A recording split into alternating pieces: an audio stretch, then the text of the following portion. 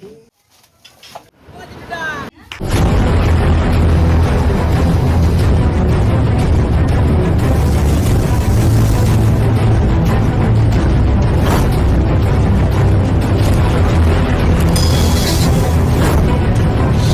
everyone, welcome back to my another video.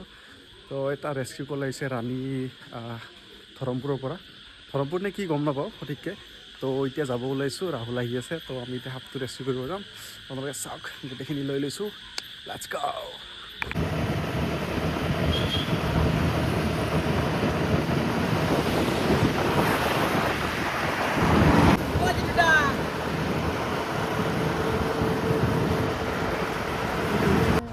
তো guys finally আহি পালোঁ সাপটো ৰেস্কিউ কৰিব, আৰু ইয়াৰে ঘৰৰ ভিতৰত এটা মোচোৰা গুম সাপ সোমাই থকা বুলি কৈছে। তো লেটছ গ' আমি সাপটো ৰেস্কিউ কৰিম, আৰু আপোনালোকে ভিডিঅ'টো শেষলৈকে চাওক, মজা পাব।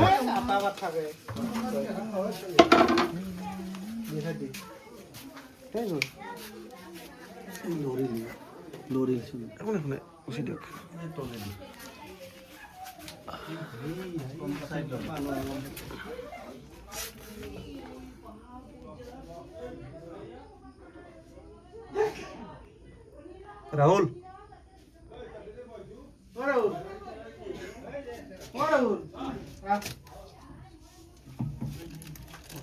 টৰ্চ মাৰ যা, টৰ্চ মাৰ।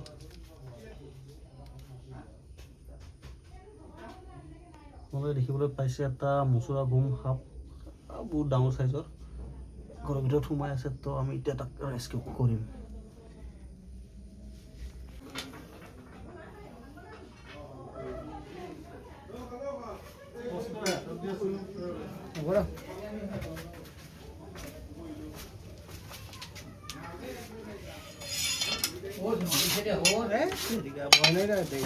আপোনালোক অলপ ওলাই দিয়ক।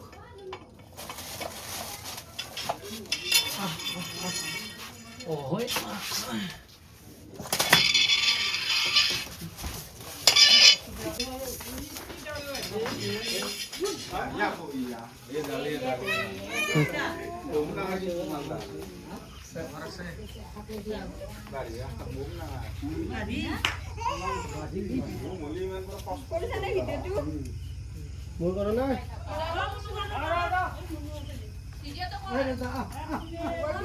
কুকুৰটো চাইড কৰি দিয়ক অলপমান।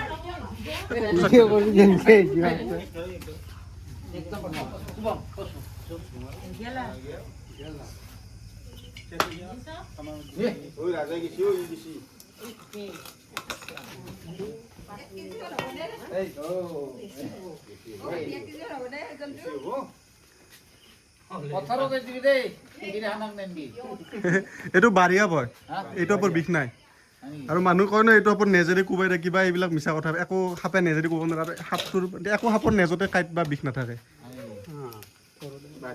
তো গাইজ ফাইনেলি সাপটো ৰেস্কিউ হৈ গ'ল। ইণ্ডিয়ান ৰেড স্নেক আছিল, আৰু এতিয়া আমি তাক ধুনীয়া এটা পৰিৱেশত আহিছোঁ। এই ৰাহুল ভাই, ৰাহুলে আজি ৰেস্কিউ কৰিলে, আৰু এতিয়া তাকে সাপটো ৰিলিজ কৰিব দিম। আপোনালোকে চাওক।